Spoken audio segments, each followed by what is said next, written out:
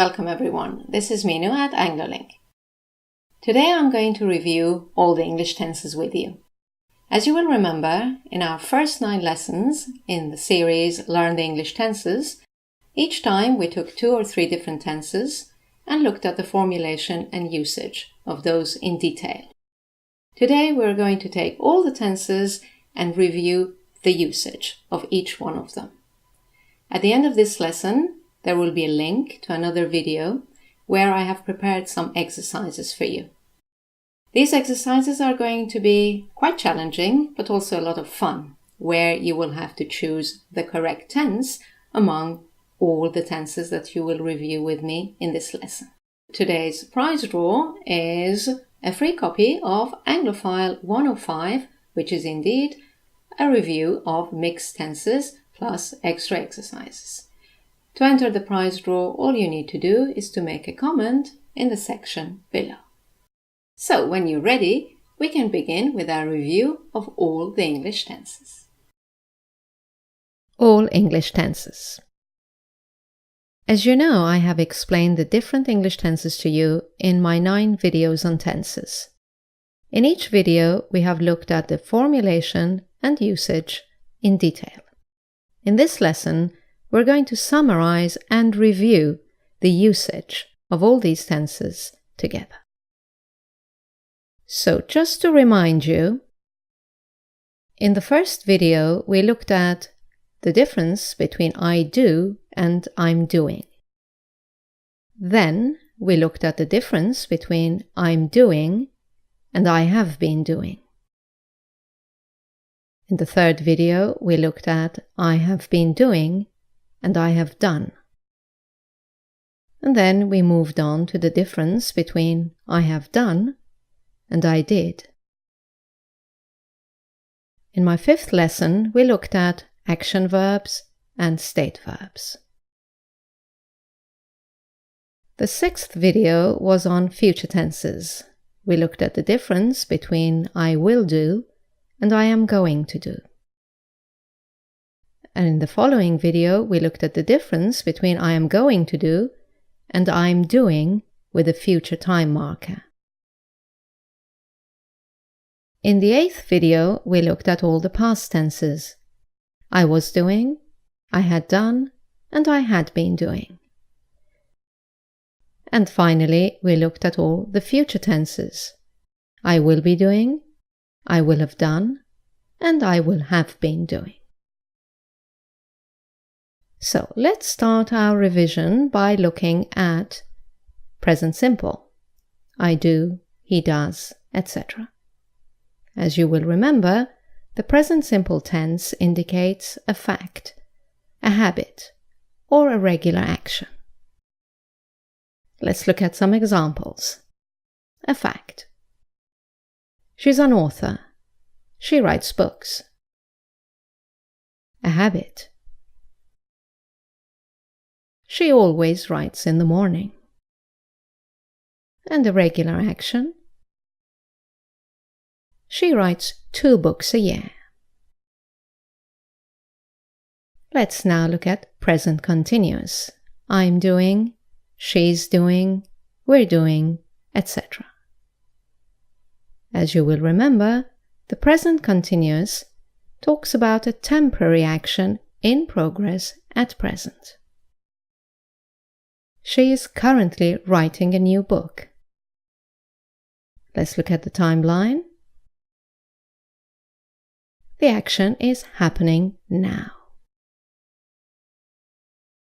Okay, moving on, the next tense we looked at was present perfect continuous. I've been doing, she's been doing, etc. As you will remember, this is about an action that has already started and is still going on. Let's look at the timeline and the example together. She has been writing books for over 20 years. You can also use the word since with this tense. For example, since she was 18. She has been writing books since she was 18. Okay, from present perfect continuous we moved on to present perfect. I have done, she has done, etc. Now you have to be careful with present perfect, whether you're using it with an action verb or a state verb. Let's look at the usage of the present perfect tense with an action verb. When you use this tense with an action verb like sit, go, come, dance, etc., it indicates a completed action, but there is no time specified in the past. The following expressions require this tense because they do not refer to a specific time in the past. They mean some time in the past until now. So far. Already. Not yet. Recently. Just. Ever. Never. Today until now.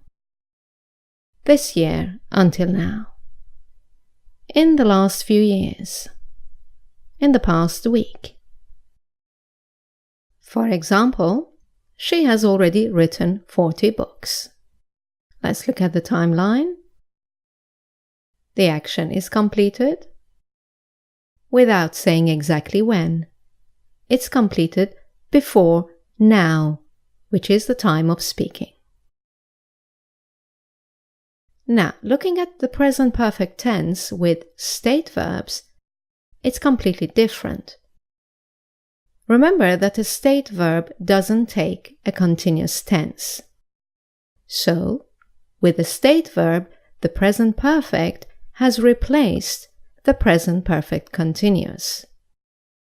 Which means that, with state verbs, the present perfect shows a state that continues from the past to the present. For example, she has been a writer for 15 years, because we can't say she has been being a writer for 15 years. Or, I have known her since 2010. Again, because know is a state verb, and we cannot put it in the present perfect continuous tense. So we switch it back to the present perfect simple. I have known. But the timeline will look exactly like the present perfect continuous tense. A state that started in the past and continued and is still correct at the present moment. Right, moving on to the past simple. I did, she did, etc. Remember that initially we contrasted past simple with present perfect.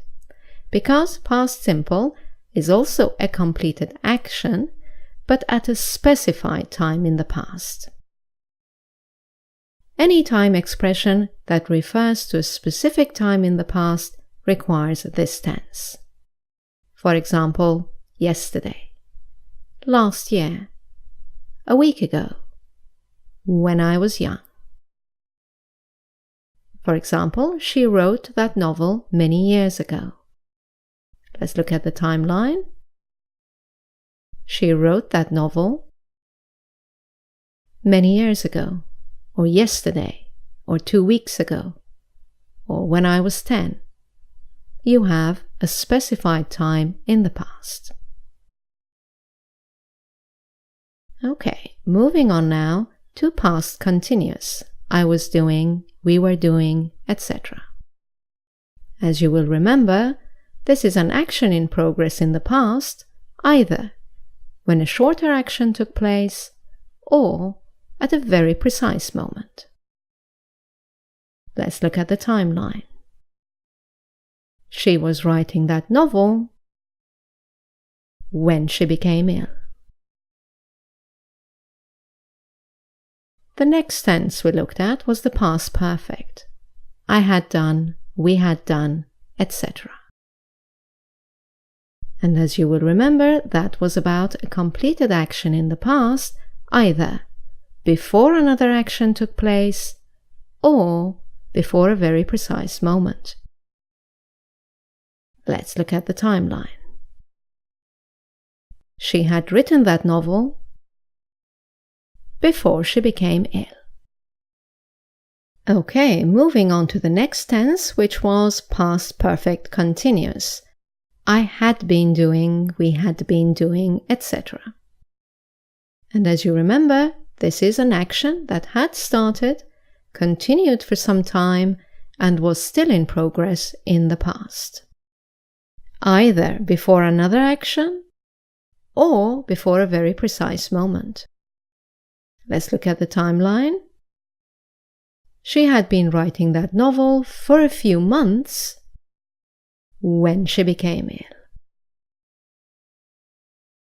Okay, moving on to future tenses now and starting with future simple. As you will remember, there are two main usages. The first one is a decision at the time of speaking, and this is used mainly in dialogues, and it's best to use the contracted form.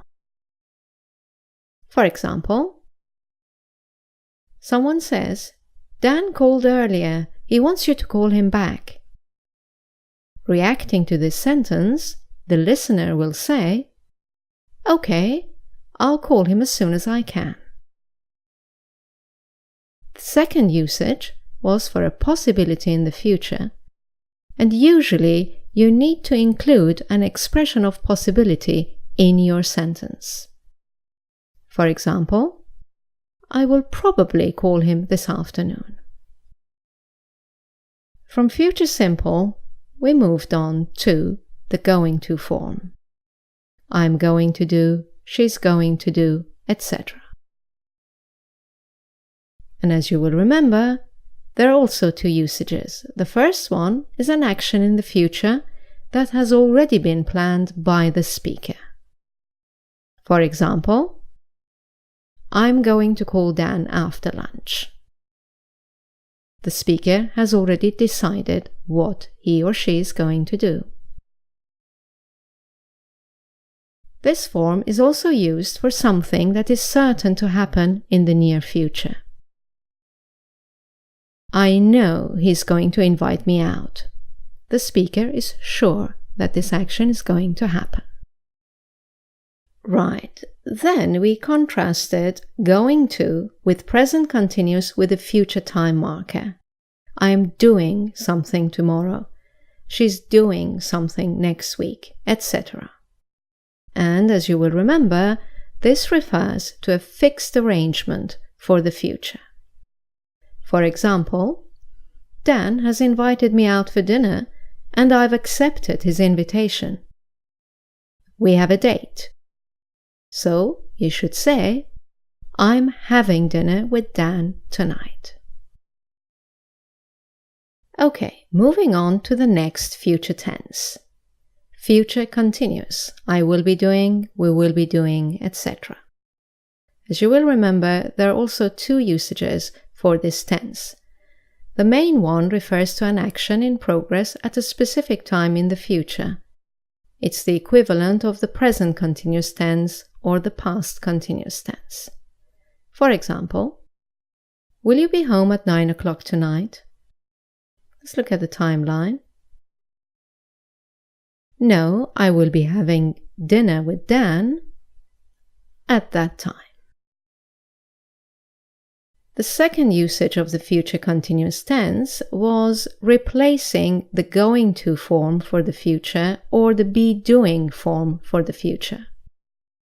For example, are you going to pay for the meal?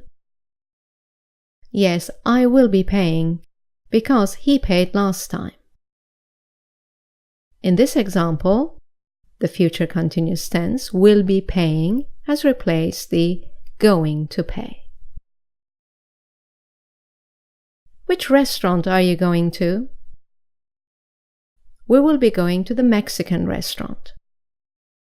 In this example, the future continuous will be going has replaced the present continuous for a future arrangement, are going. Right then, moving on to the next future tense, future perfect. I will have done, we will have done, etc. As you know, this refers to an action that will be completed in the future, either before a specific moment or before another action takes place. Let's look at the timeline. We will have left the restaurant by midnight. And finally, future perfect continuous. I will have been doing, we will have been doing, etc. As you will remember, this is an action that will have started, will have continued for some time, and will still be in progress in the future, either before a specific moment or before another action takes place. Let's look at the timeline. We will have been drinking for a few hours by the time we leave. Right, this brings us to the end of the revision lesson. We have prepared a video with exercises on mixed tenses for you. All you need to do now is to click on this image to go and do the exercises.